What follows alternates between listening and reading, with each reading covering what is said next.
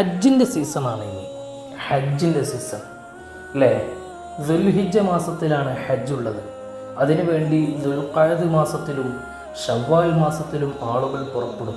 ശവ്വാലിൽ വളരെ കുറഞ്ഞ ആളുകൾ പുറപ്പെടുകയുള്ളൂ. എന്നാൽ ദുൽഖഅദ് മാസത്തിൽ ഭൂരിപക്ഷം ആളുകളും ഹജ്ജിൻ്റെ കർമ്മത്തിന് വേണ്ടി പുറപ്പെടും. പരിശുദ്ധമായ ഹജ്ജ് കർമ്മത്തിന് വേണ്ടി പോകുമ്പോൾ കൂടുതൽ സ്മരിക്കപ്പെടുന്ന നേതാവ് നബിയുല്ലാഹി ഇബ്രാഹിം നബി അലൈഹിസ്സലാമാണ്. അറിയാം നമുക്ക്, പരിശുദ്ധമാക്കപ്പെട്ട ഖുർആനിൽ ഒരു സൂറത്ത് തന്നെയുണ്ട്, സൂറത്തു ഇബ്രാഹിം. ഇബ്രാഹിം നബി അലൈഹിസ്സലാമിൻ്റെ സംഭവ ബഹുലമായ കാര്യങ്ങൾ വിശദീകരിക്കുന്ന പരിശുദ്ധമാക്കപ്പെട്ട സൂറത്താണ് സൂറത്തു ഇബ്രാഹിം. വളരെ തീക്ഷ്ണമായ കാര്യങ്ങളിൽ, തീക്ഷ്ണമായ കാലഘട്ടത്തിൽ അള്ളാഹുവിൽ അതിശക്തമായ വിശ്വാസം അർപ്പിച്ചുകൊണ്ട് നബിയുല്ലാഹി ഇബ്രാഹിം നബി അലൈഹിസ്സലാം വളരുകയാണ്. വളരെ പ്രായാധിക്യ സമയത്താണ് ഇബ്രാഹിം നബി അലൈഹിസ്സലാമിന് അള്ളാഹു സുബ്ഹാനഹു തആല ഒരു ചെറിയ കുഞ്ഞിനെ കൊടുക്കുന്നത്.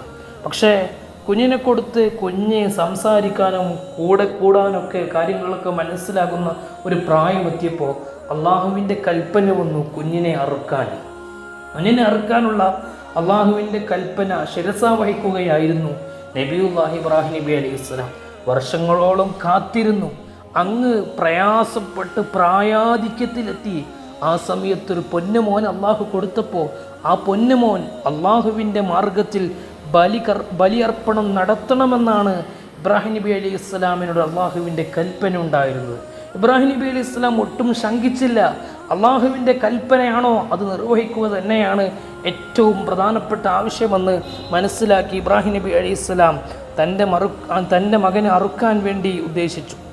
ആ സ്വപ്നം ശൈത്താനിൽ നിന്നുള്ളതോ മറ്റോ ആണോ എന്നുള്ള ചെറിയൊരു സംശയം ഇബ്രാഹിം നബിക്ക് വരികയുണ്ടായി. അങ്ങനെ സ്വപ്നങ്ങൾ ദിവസങ്ങളോളം തുടരുകയും ആവർത്തിച്ച് വരികയും ചെയ്തപ്പോൾ ഇബ്രാഹിം നബിക്ക് മനസ്സിലായി, ഇത് അള്ളാഹുവിൽ നിന്നുള്ള സന്ദേശമാണ്. തീർച്ചയായും നബിയുല്ലാഹി ഇബ്രാഹിം നബി അലൈഹിസ്സലാം തൻ്റെ മകനെ അറുക്കാനാണ് അള്ളാഹു പറയുന്നത് എന്ന് ഇബ്രാഹിം നബിക്ക് ബോധ്യപ്പെട്ട അടിസ്ഥാനത്തിൽ ഇബ്രാഹിം നബി അലൈഹിസ്സലാം തൻ്റെ പ്രിയപ്പെട്ട കുഞ്ഞുമോൻ ഇസ്മായിൽ നബി അലൈഹിസ്സലാമിനെ അറുക്കാൻ വേണ്ടി ഉദ്ദേശിച്ചു. അങ്ങനെ അറുക്കാൻ കഴിഞ്ഞില്ല.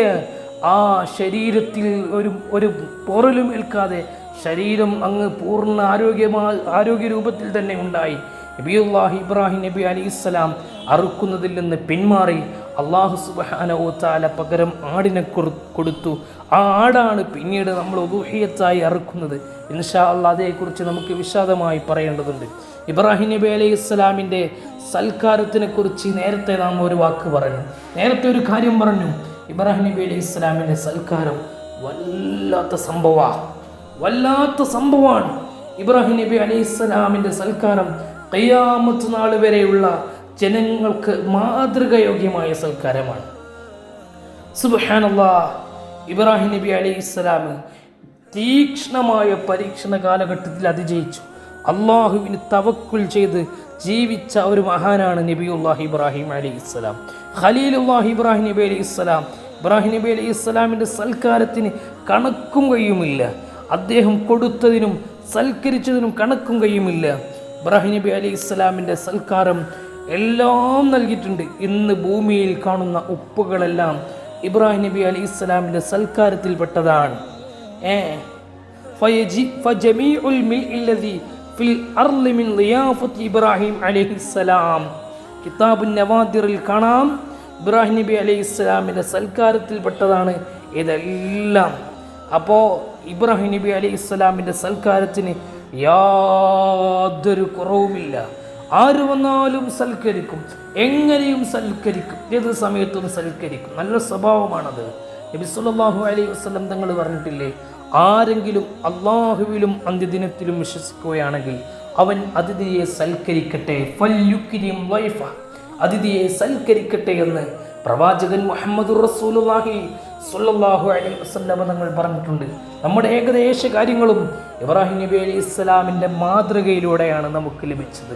അതുകൊണ്ടാണ് ഇബ്രാഹിം നബി അലൈഹിസ്സലാമിന് ഗുണം ചെയ്തതുപോലെ നബി സല്ലല്ലാഹു അലൈഹി വസല്ലം തങ്ങൾക്ക് ഗുണം ചെയ്യണേ എന്ന് നമ്മൾ എല്ലാ ദിവസവും നിസ്കാരത്തിൽ പ്രാർത്ഥിക്കുന്നത് തഹിയ്യാത്തിൽ.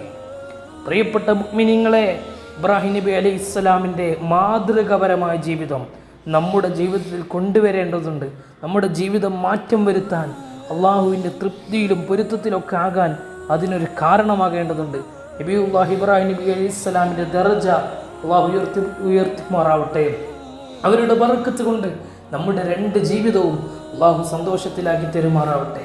ഹജ്ജ് ഉംറകൾക്ക് ചെയ്യാൻ ധാരാളമായി അള്ളാഹു നമുക്ക് തൗഫീഖ് നൽകുമാറാവട്ടെ.